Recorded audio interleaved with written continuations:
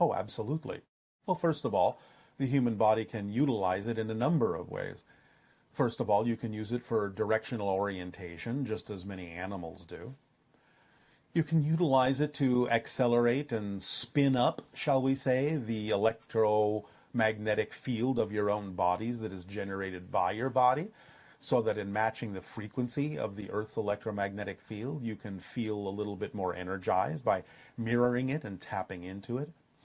Eventually, you will learn to use the electromagnetic field, as a few isolated individuals throughout your history have learned to use it, to generate unlimited free energy. There are many different things you can do with the electromagnetic field that you have yet to realize. Okay, and also for healing? Yes, of course. So basically for free energy, for healing. Yes. Sounds good.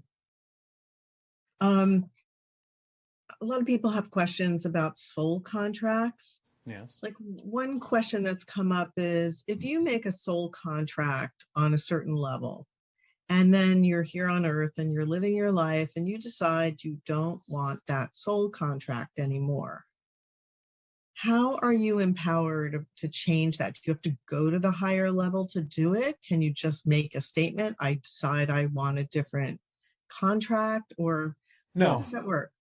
You have to find a way to learn the lesson that the contract originally intended. You can always find a different way to learn the lesson, and you don't have to do it while you're physical, but you've made a commitment, and the commitment, in a sense, shall we say, has been chiseled into the fabric of existence itself. So the purpose, the intention behind the original soul contract must be fulfilled, but it can be fulfilled in any number of ways. But you can't avoid the commitment that you made in the contract, the reason for the contract. You don't have to do it in the original way you designed the contract, but you do have to fulfill the commitment you made behind the purpose you originally intended the contract to fulfill. And is often that contract basically about becoming self-empowered? In general, yes. And self-acceptance. Yes, but it can have some specific attributes to it that also you have deemed were important for you to learn as a soul. So you may still have to find ways in which to learn those specific things, but again, you can find other ways to do that. As long as you fulfill the intention of the contract, you don't have to fulfill the letter of the contract. Sort of like the idea of you'll walk down the hall. Yes. And you can do it many different ways. Yes. But ultimately, whatever was behind the initial contract that you created for being here. Yes. That yes, is something you have to You play. knew what you were doing. You knew what you were doing when you chose the intention behind the contract. So attempting to avoid the intention is a form of resistance to the true self. But there are many ways you can go about learning the intention, fulfilling the lesson that you chose to create that contract for. You don't have to do it with the letter of the contract, but it is important to do the intention behind it, because you deemed that to be absolutely essential when you created the contract, and therefore it's an essential part of your being as a unique reflection of all that is, and you can't avoid being your true self. You can delay it, but you can't avoid it. So when you choose to experience life on Earth, yes, one thing you choose is the family you'll be born into. Generally, yes, for a variety of reasons. And you'll have some recognition that that particular circumstance, while you can't control the way the negativity is expressed, in a sense, because people come here and then they go, well, why am I here? And I'm suffering. I'm in this terrible family. Stop. Yes, you cannot control the way that the negativity may be expressed toward you. You can control the way you choose to receive it. And that's what counts. Because again, remember, it's not about what happens. It's about what you do with what happens that determines how you experience your life. So no, you can't control the way things may come at you, but you can control the way you receive them when you understand that that's what makes the difference. And that may very well be, in most cases, the very lesson that you chose to learn to control how you receive what is given to you. So it also comes down to trusting your higher levels of yourself and recognizing that the choice that was made to be here, regardless of what circumstance you currently find yourself in, that it was designed for you to evolve and to become more of who you truly are. Yes. And so it's not a good idea to like get mad at your higher levels and say, well, why did you do this to me, or feel victimized by that? Yes. Or to be, in a sense, angry at the beings that are in your reality that you may feel put upon by. Yes, in general. Although do remember, some people have chosen to experience the idea of victimhood as their life choice, so that they can add that to their soul and have a deeper understanding of all those who may be experiencing it in a way that perhaps someday they can help with. So sometimes a person may choose, this life is going to be about experiencing what it's like to be a victim. And I'm not going to change that, because I will deal with the lesson that I've learned from doing that somewhere else.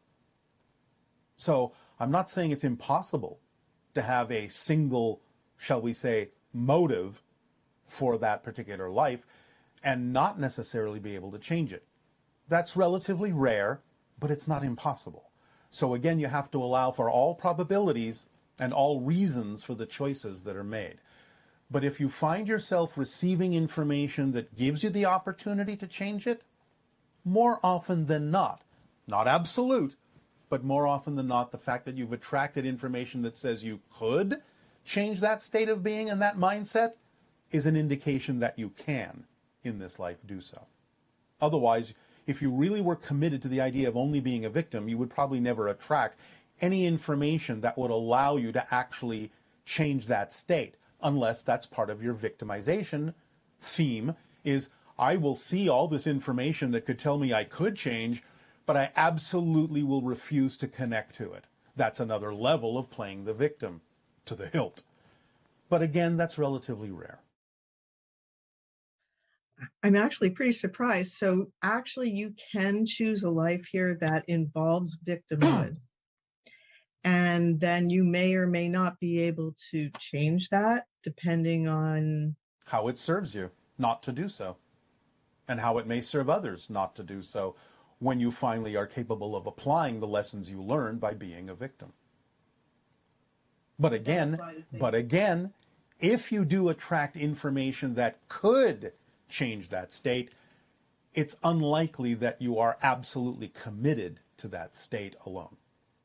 Okay. Would you consider victimization like if someone that's born with a handicap or something like that? No, not necessarily. No. Okay. No. Again, there are a million reasons why someone may choose that, and they don't necessarily all have to do with victimization. Right. Okay. Okay, well, it's very interesting to understand how we think at the higher levels. Yeah, transmission, we would like to share with you the impact, the results, the effects of the change you have made in your energy shift recently, so that you may understand how you have altered the course of your own history in the future, not only with regard to the idea of open contact, but also how you can, through some very specific, simple actions, allow yourself to chart a course more clearly in the direction of the version of Earth that you prefer as you pass through this transition period over the next couple of your months into a new reality as well as a new year. So let us begin by first and foremost informing you that there will be now, in the new year, more opportunities for individuals to perceive, to experience what you typically refer to as UFO sightings, as a reflection of the shift, of the change you have now created. We understand that there may still be many processes to go through in harmonizing, settling down, getting used to the new direction, the new energy, and that's fine. And that may take a little while, but that's okay, because it's not going to stop anything from moving forward. And one of the things that is now far more probable is the idea of open contact with your world and many other extraterrestrial civilizations. One of the things we have spoken of before is the window of contact and the timing thereof, which in general was the years of 2025 to 2033 or 2040, depending on factors that have yet to fall into place. However, now, with this new shift, this new change, this new direction of energy, new vibration, new frequency coming into play in this transition period over the next few of your months and years, our perception as the energy exists right now is that you have brought that beginning of the window back toward you to the year 2023. So you have accelerated the probability that the window of contact may happen a little bit sooner, and also created 2023 to be a new focal point for the opportunity of a few different things. Number one, you may find that there is a high degree of probability in 2023 that you will, as we have said before, discover that life is possible on other planets. And again, it may be simple life. But the idea is that, again, once you discover, once you know for a fact that life can exist on other worlds, even worlds, simply in your own solar system, that will change the mindset of the people of your planet to be far more open to the idea that intelligent life and advanced technological life may exist elsewhere. You are rapidly approaching that realization, that understanding, and will soon, either slightly before or in the year 2023, most likely, most probably make that discovery as we read the energy now. Also, you may find that now that your year of 2023 is a new focal point, a new lens, gathering frequencies and information and energy to itself to amplify and magnify them, that there may be more profound, more recognizable UFO sightings in that year that may be a signal of things to come and how they are accelerating toward open contact. So watch the skies between now and then, but primarily in your year of 2023, pay attention to all ideas that have to do with the probability of life outside of your world. Now, we are also going to share with you a gift in this season of giving that will allow you to perform, if you're willing, 3 very simple acts that can have a profound effect on accelerating you into this new reality. These are fun, they're very simple, easy to do, and if you are open and willing to participate, which is up to you, you may find that you can magnify and amplify the synchronicity in your life in a variety of ways, on a variety of subjects, and a variety of experiences more than ever before as you pass through this transition time into your new year and your new reality. Riding the wave of this new energy, this shift that you have now created. Because this shift is not just in your own nation, but will have profound rippling effects across the entire globe of Earth. You will be presented with an image, a graphic, that represents these 3 little simple acts that you can do. They will be represented not only by our own energy, the energy of Willa Hilla Chrissing, and also, for the first time in quite a while, the energy of Anima, one of our own counterparts on Ethasani, that is involved with social engineering which is her passion, similar to the idea of our passion being first contact.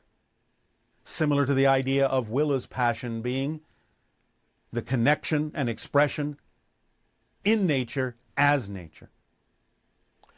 So when you see and perceive this graphic, you will understand. And we will now explain more clearly the three gifts, the three acts that you can take to expand and accelerate your experience of synchronicity and allow your life to be more full of joy and to expand your experiences to become more and more of who you are. So, first and foremost, as you can see under what we may refer to as my banner, will be the act labeled Make Contact. What this means is, wherever possible, you can allow yourself to participate in what we have already given you with regard to increasing the probability of contact with your little ET cutouts, putting them in your windows and doorways and leaving them there so that throughout the course of the day you can simply recognize that there are beings around you to help crystallize and solidify that you are never really alone in the overall sense, and that when your senses and frequencies match and harmonize with the idea of your connection to beings like ourselves and others, that you will begin to experience more interaction more consciously. But what you can also do to make contact, accelerate, increase, and take advantage of this focal point of energy building up towards 2023 is what some of you are already doing in some ways, shape, and form.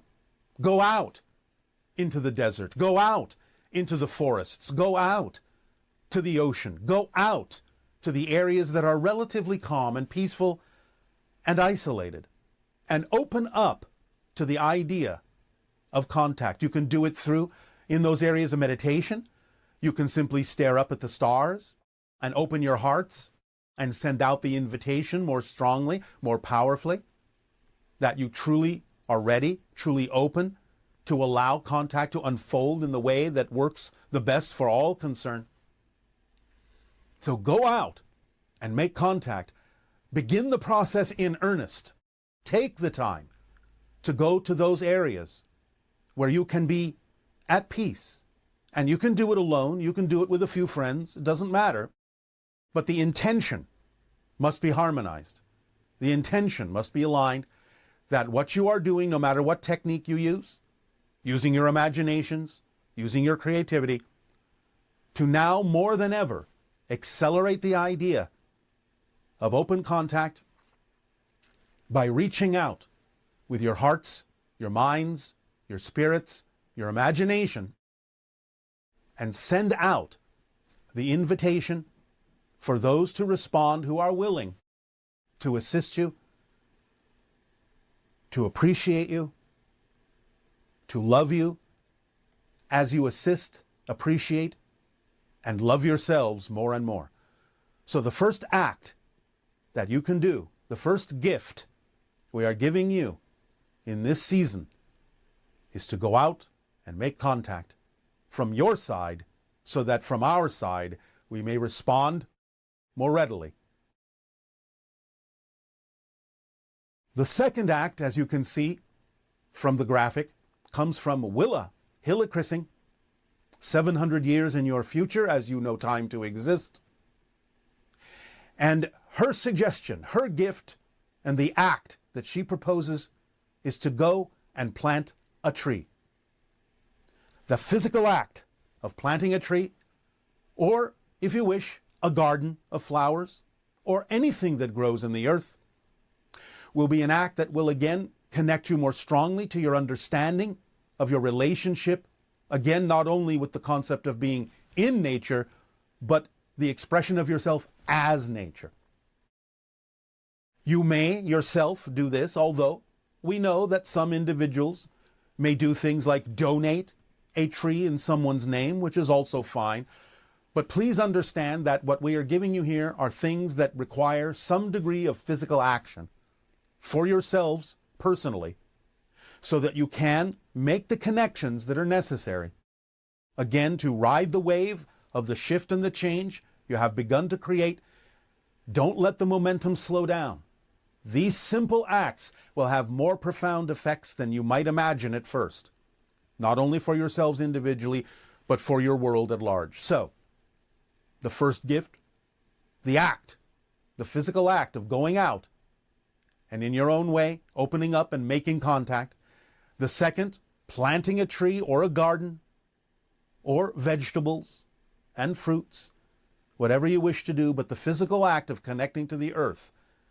And also, what Willa has already shared with you in terms of the rituals and processes of becoming a cryptic by being in a forest or someplace where there are groves of trees, near water, be it a stream, a river, a lake, the ocean, with your back to the tree, sitting in a comfortable position against the tree, facing the water, hearing the water, doing that cryptic meditation, that realization of reaching down into the earth with your mind, with your imagination, with your emotions, with your heart, connecting to the root system, the mycelial network that connects all the trees in the area, upon which they exchange information, support, energy, food, water, to act as one being, a collective full of unique individuals with their own unique aspects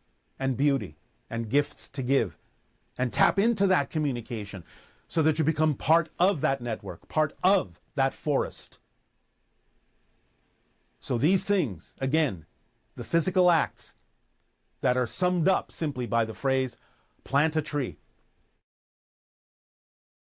And then the third gift, the third act from Anima, who again follows her passion of being a sociological engineer, which means she is understanding of the connections between the individuals in society and how to amplify and magnify them. And the simplest expression of this idea is to do a kindness for someone. Do a favor, do a kindness, be it a friend or a stranger. Again, we understand that at this time in your process you have protocols based on the idea of keeping yourselves safe during your pandemic, and we are not in any way, shape, or form asking you to violate any of those protocols in this act of kindness. So attend to yourselves and attend to others, which is also an act of kindness to make sure they are safe, as well as you are safe, in whatever way, shape, or form is representative of the agreements you have made with the family of humanity. But do a kindness where you can. Help someone with something, out of the blue, as you say, unexpectedly, as you say. Give them something they need.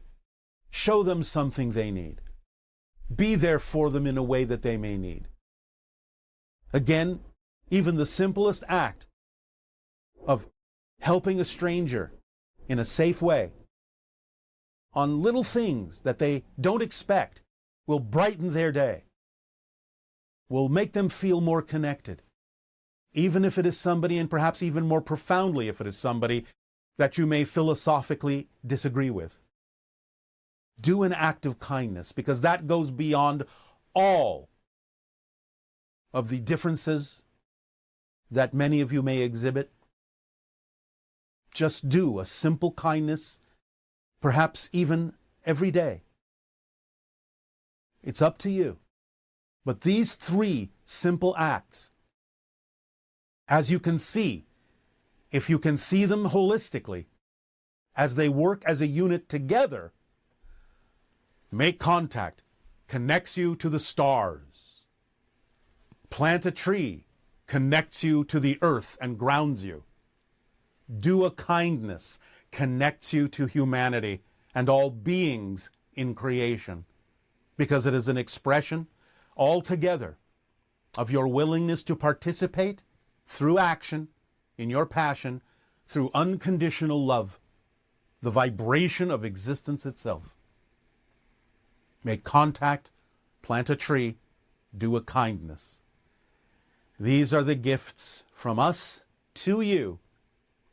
And through these very simple acts, will you be capable of accelerating your reality in the direction of the version of Earth that will be far more representative of the joy, the harmony, the love, the creativity, and the peace that always resides within your soul. We thank you for allowing us to present this present to you in the present, in this season of giving. And we ask now in return, in what way may we be of service to you further? Please open your dialogue with your questions and comments if you so wish. Ruminating and worrying about things that they can't control. What I have just said to the other person will also work for this person. They need to meditate and focus on the idea of the beliefs they have attached to the motivational mechanism within them and ask themselves the honest question and revealing question, what am I getting out of these ruminations? How is it serving me? What am I afraid to let go of that I think would be worse if I did? They have to really focus on the idea that they're continually choosing to ruminate on these things to prevent themselves from going in a different way, a different direction that they have a belief says it would be worse than where they are, as stuck as they may feel. So they have to have a little bit more honesty and deep investigation within themselves and admit that they're choosing to ruminate on these things to prevent them from going in a different direction, to be aware of other things within them that they may be afraid to face. They have to strip themselves away and really look at the core being that they are and why they are holding on to these things, repeating them over and over again, and what they're getting out of doing so and what it prevents them from realizing. And that idea of rumination, for some people, I think that it's not as strong a compulsion in certain circumstances, but then in other ones, it can be almost like their mind is taking over and they can't stop the rumination. Is that also addressed in what you just said? Or Yes. Because again, you have to take the responsibility that you, for some of your own reasons, are choosing to ruminate on something. Why? What are you getting out of it? What are you learning from it? Anything at all? So the idea is to understand what rumination prevents you from looking at, that you're too afraid to look at on a deeper level within your belief system. And following up on that, for many people, when they're first learning about your information, they find that they have been, in a sense, programmed to talk to themselves a certain way, to create anxiety, to feel like their mind has more power than they do in terms of what they think about these ideas. Can you help us understand what is the mechanism or what happens in childhood that creates that kind of relationship with the conscious mind? And that what your information does to allow the person to let go of feeling controlled, in a sense, by their negative ego. I'm going to be somewhat poetic about this. The idea that you're calling programming is what we might refer to poetically as the darkening of the mirror. Their own mirror has been shadowed, so they are not really fully willing to look at their own reflection because they are afraid of what they will find in the mirror. Being told that the reflection will be representative of their lack of worthiness. So the idea is that their mirror, their internal mirror, has been shadowed to the point where they will be afraid to look at it, to look in it, to really see the true reflection of unconditional love that is pouring back from all that is through the mirror to them. They need to either shatter that mirror and get a new one, or clean that mirror to see the true, childlike, beautiful spark of existence and reflection of all that is that they are, and really let go of all the things that have been told to them, the stories that have clouded the mirror, darkened the mirror, shadowed the mirror. So they need a clean rag of forgiveness, of understanding, and self-love to keep wiping that mirror until they see the beautiful light that is the childlike reflection of all that is that each and every one of you are. So I'm going to be poetic about this because maybe that will help as a permission slip to help them clean up the idea of the so-called definition of programming, which is nothing more than being convinced that you aren't worthy to see your reflection because you're afraid of what that reflection will show you. When all it really can show you, if you clean the mirror, is your true spark of light, your true self as a reflection of all that is. That is lovely. Yes. And along those lines, some tips are requested for letting go of painful memories that maybe trigger PTSD or those kinds of ideas. I have just given you the tip. Okay. Can a focus on releasing beliefs that are general in scope allow us to indirectly release specific beliefs? Or is it necessary to focus on releasing specific trauma? Letting go of general beliefs can encourage you to practice letting go of more specific ones. It depends upon the themes of exploration, the person involved, the personality construct, as to whether or not absolute specificity is required in all cases. In most cases, it may be representative of a theme you do need to investigate and explore.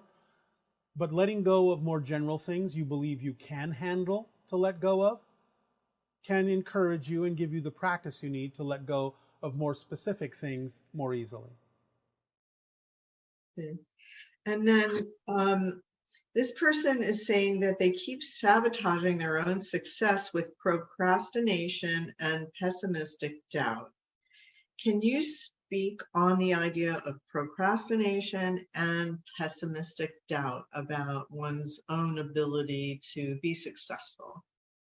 Everything we have recently just said about the motivational mechanism and the darkening of the mirror applies to this particular situation as well.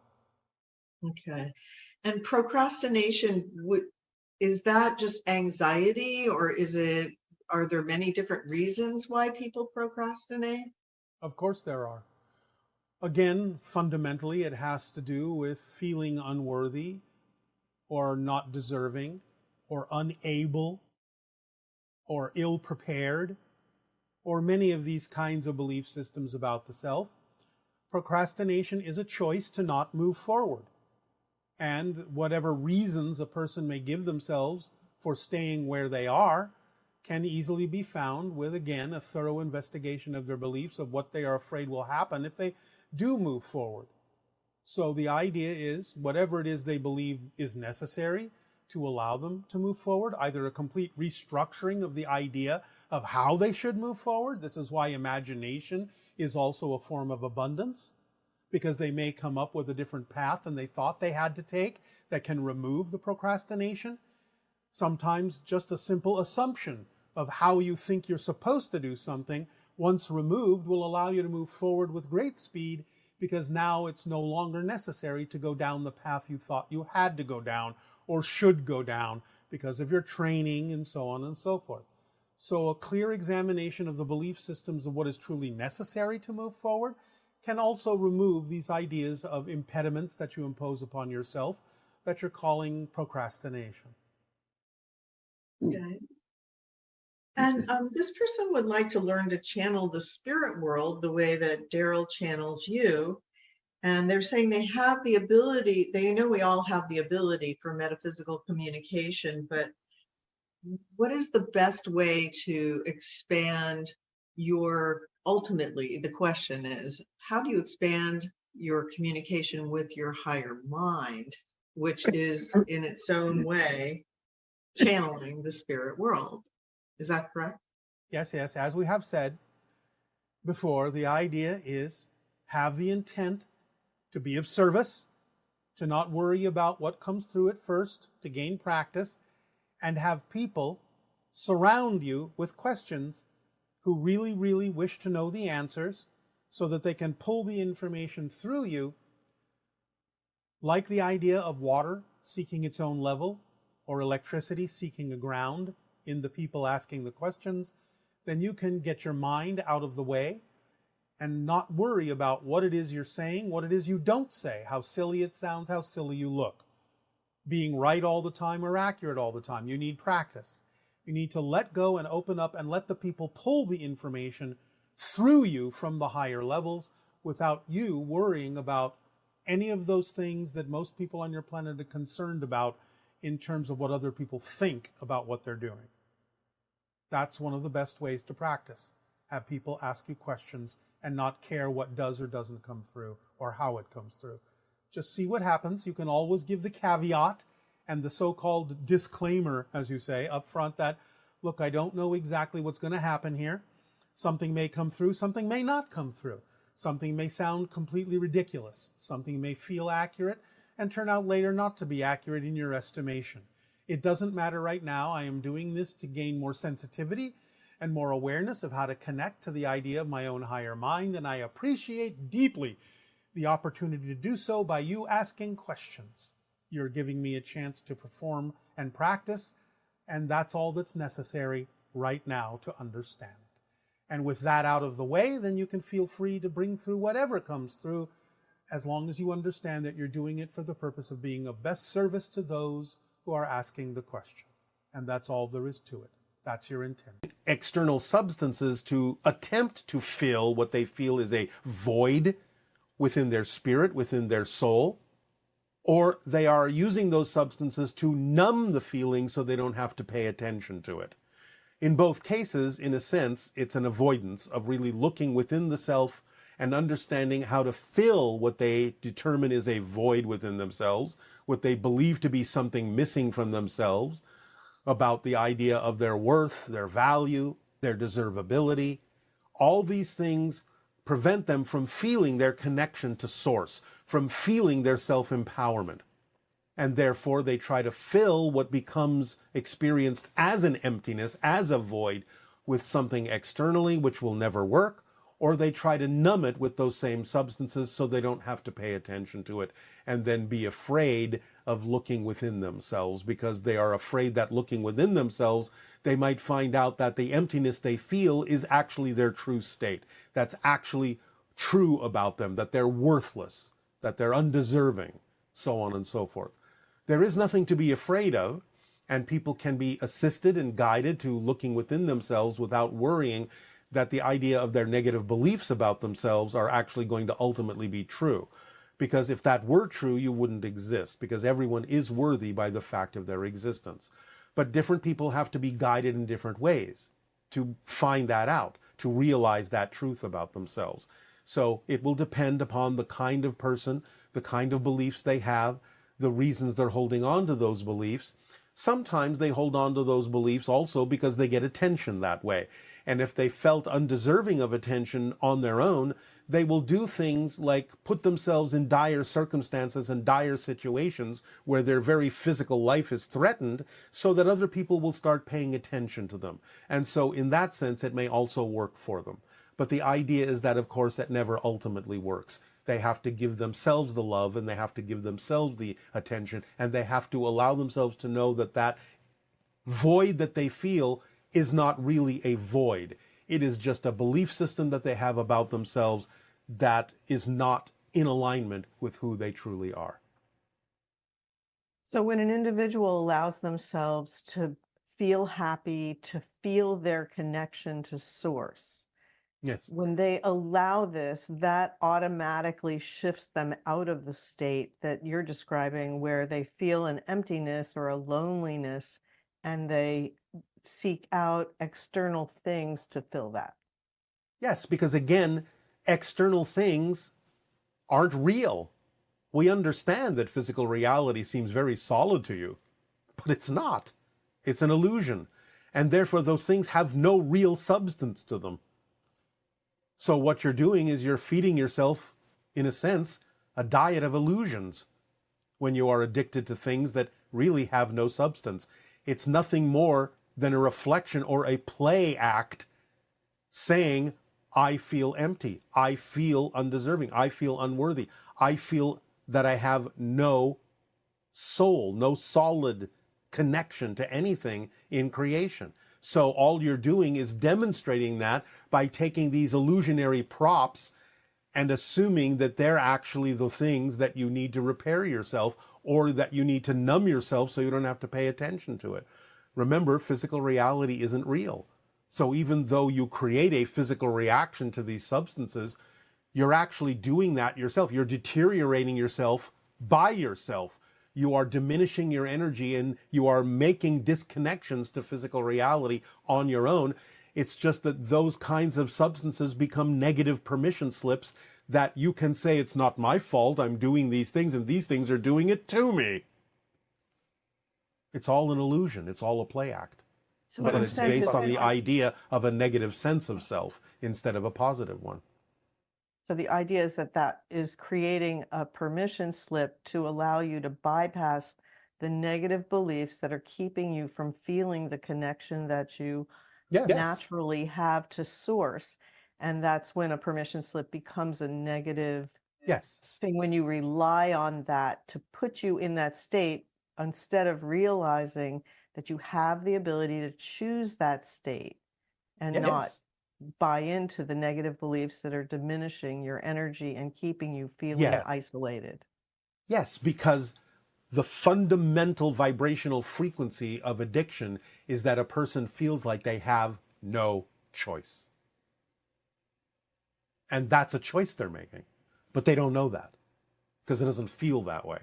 So they have to understand the paradox that having an experience of feeling like you have no choice is a choice. And once they understand that, they can break through it, if they desire to. So, like in the situation where a person comes into this life with a theme of an eating disorder, like an anorexia or bulimia, from a very young age, is there a special reason why someone would choose that? Well, yes, again, there can be. Again, please remember, there are as many reasons as there are people. Now, some of them fall into collective categories, yes, and can be generally similar, yes. The idea sometimes why a soul would choose that is not even so much for their own soul's growth, although it always does help because it can accelerate whatever a person might be willing to learn in physical reality by having an experience like that and transforming it relatively rapidly in the period of a lifetime. As far as the soul is concerned, that's a brief period. But the idea is that it also helps other people learn how to have compassion and start relating to people like that to figure out what's going on within them. And that helps society as well understand why they may be creating certain things that they are creating that they may not actually prefer to be experiencing. So sometimes a soul will choose that, not even for themselves so much as for what it will do to help society learn and grow in more compassionate ways. So again, you have to take it on a case-by-case basis. And in this example, the person is saying that their older brother has a disability due to a genetic condition and he can't speak or walk. I'm interested in exploring the spiritual significance of individuals with disabilities in the physical world. Can you provide Yes. some insight on this? Same answer. What are you learning that you otherwise wouldn't have learned had your brother's condition been normal? Are there different ways you now have to learn to communicate with someone who cannot speak? Are there different things you are learning about assisting someone who cannot walk?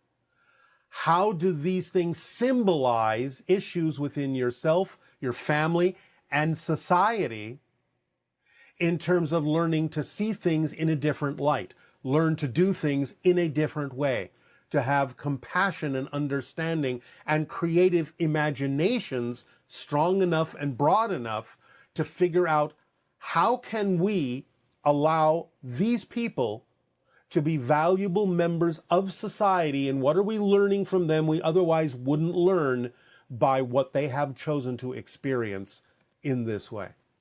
These are the first questions that need to be asked in relation to dealing with someone with those kinds of conditions. What are we learning? How is this serving humanity? How is it serving society that this soul chose to have what appear to be these limitations And it's forcing us to look for new ways, different ways to think outside the box, as you say, to interact with them and engage them and admit them into society, because they are helping society expand and improve the ways in which we communicate, we act, we deal with other people that are different from ourselves, so on and so forth. Okay. And what is the difference between self-realization and enlightenment? Not so much. You have to be self-realized to be enlightened, and you have to be enlightened to be self-realized. It's basically two sides of the same coin of being your true self and being awake and aware in the idea that you are creating your reality and that you have the freedom to choose what experience you have of that, and taking the responsibility, not in a negative way, but in the ability to respond for all the things you experience, because you know you are your own universe, and yet you are interacting with other facets of it in whatever way, shape, or form serves humanity best, and serves everyone best, and serves all that is the best at being itself and experiencing itself in all the ways that it can. It is the understanding of that that promotes enlightenment and awareness of self in terms of what it means to be the self. And when our pets pass away, is their death experience the same as ours?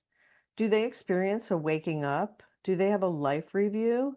Does their energy, their soul hang out with us? How can we connect with our pets who have passed? Think of them, feel the love you have for them. They will feel it, they will pick it up. They don't have exactly the same kind of process of transitioning back into spirit. The idea of a life review is not exactly what it is for a human. The idea is that they may see or experience flashes of experiences that they experienced with their family in physical reality, but it's not so much a review as it is a recognition of the reason they were attracted to be with that family, so that it is reinforced, it is strengthened, and allows them to continue to interact with that family from spirit in a new and different way.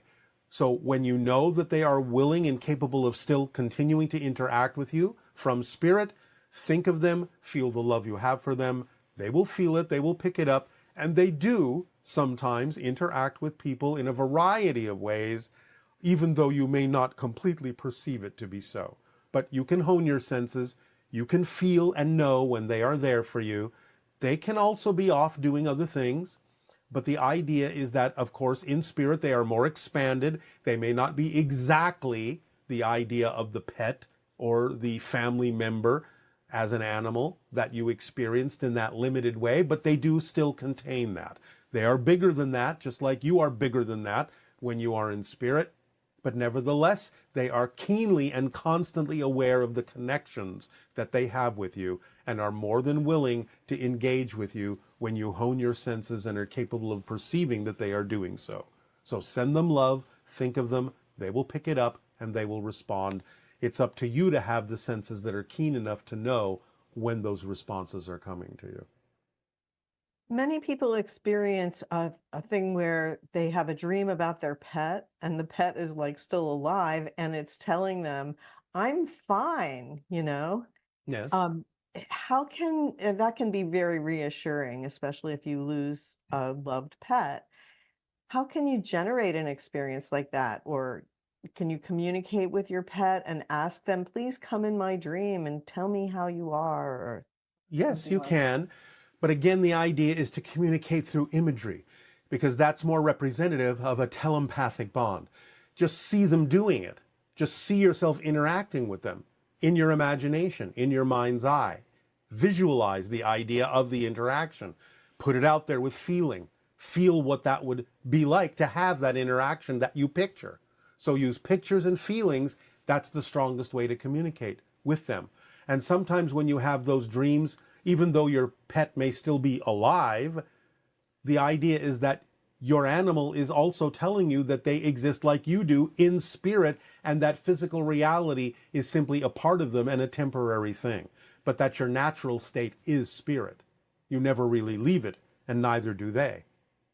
Table. I didn't know what it was or where it came from, and I told them that, and they said that I had wished for it when I was younger, and they mentioned a song that I used to sing from my favorite Disney movie, and then they took me out the window with them, and I also felt this buzzing and vibration in the back of my head. I was just wondering if you could give me any information on that, or if you knew. I'm really curious as to what the black box was, because they said I wished for it and I'm not really sure. I'm trying to figure out what it is. So thank you. It is the truth about your being and your connection to them and your participation in the hybridization agenda. It was put into the black box so that it would open at the time when it was important for you to remember. It was hidden away until such time as it is important for you to remember your participation in the hybridization agenda. And what you experienced was a memory, not a dream. The buzzing is the effect of transitioning to a different vibrational reality. That's how your body interprets the change in frequency from one reality to another. It's not uncommon for people to experience that in having encounters that shift you to a different reality. It is often accompanied by a vibrational sound. Hello, Bashar. Good day, good day.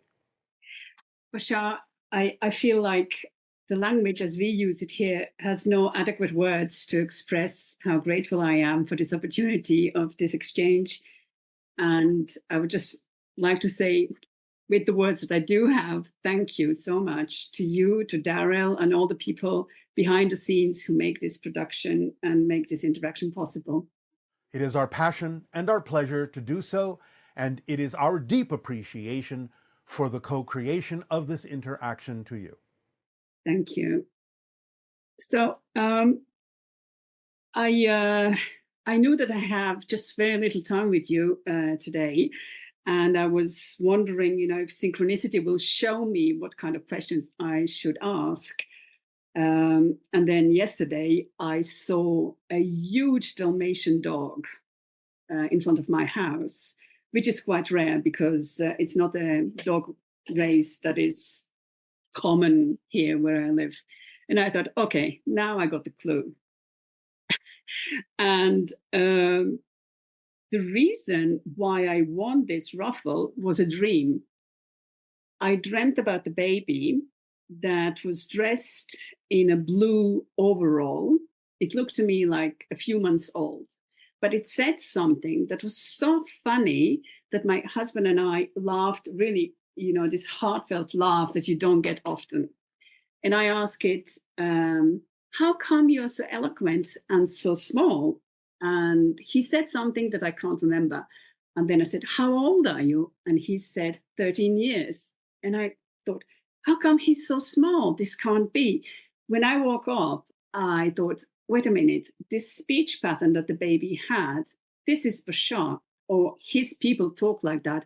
I remembered a study that was done with Darryl where they studied the content of the information that he was giving when he's channeling you. And I thought, okay, that has to do something with Bashar, with this whole dream. And I thought, okay, what happened 13 years ago? I have no idea. And then I looked back at my dreams and I realized that 14 months ago, I had another dream where I was in a blue tube, again, this same blue, this eclectic blue, and I was talking with an ET.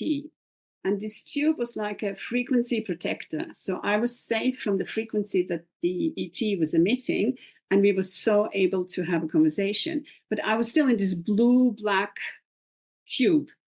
And we were talking about Croatia or Dalmatia, hence the dog, yes. who I thought is the sign that I should be talking about that.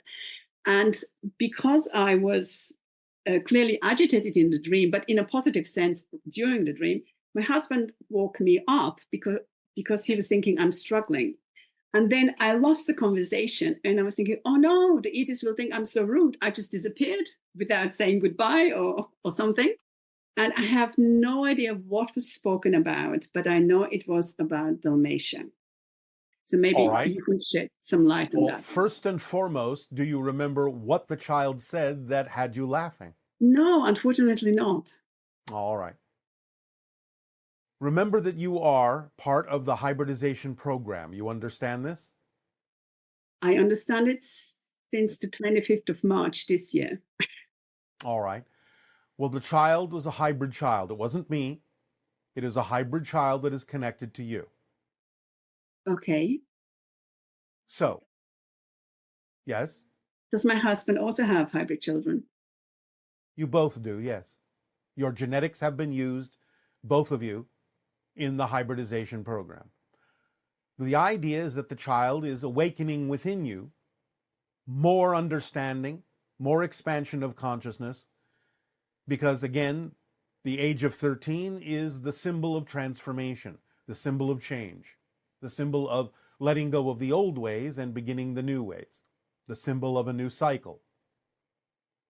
So in that transformation, you are awakening to your participation, to the realization of your participation in the hybridization program.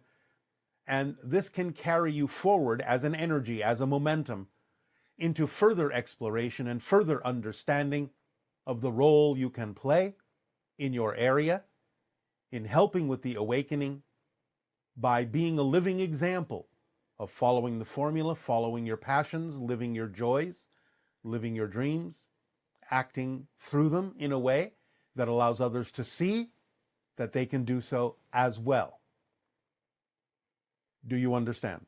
I do. I do. So much of the conversation that you are having in those encounters were taking place in a slightly altered reality. And the idea of the blue is a vibration that was acting as a buffer for the vibration of the ET, so you would not be overwhelmed. The idea then is to live up to the frequency that represents your higher self, your soul. And in what ways, I'm asking you, are you able to do that on your planet? How can you be of service to humanity by acting on your passions?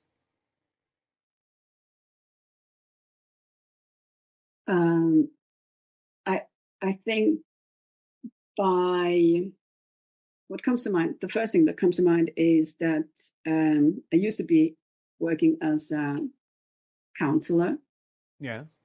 And I have overcome a lot of physical challenges, health challenges, and all kinds of challenges. And I think this is an example that no matter what happens, I can still stay in a positive state, irrespective of. You can transform. You can transform whatever it is and turn it into a lesson that expands your soul. Yes. So why is it that you used to be a counselor? Because right now I'm a student again. I'm studying meditation. I want to become a meditation teacher. All right. And so this is exciting to you, yes? No. No. Not 100%. I have to tell you, since I was informed that I want this interaction with you, I had another dream that really turned my life upside down. And would you permit me now to tell you the dream? Briefly, yes. Yes. So I had a dream that I was waiting for a bus, and next to me was a man in a wheelchair, and he wanted to go onto the bus, but took my luggage. And I said, "Sir," he was an army veteran, and I said, "Sir, this is my luggage."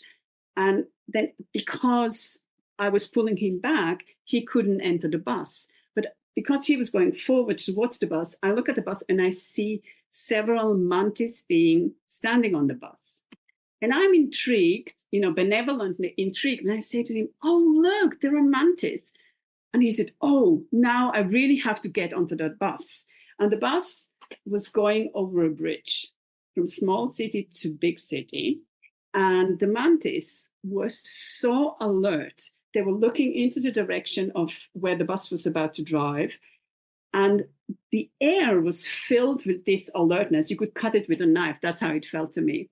And I was Yeah. thinking, okay, I'll go too. And then when I woke up, I asked my husband, what do you know about the mantis? And he said, not much. And I said, I know nothing. I've heard the word, but I knew nothing. And then I started researching.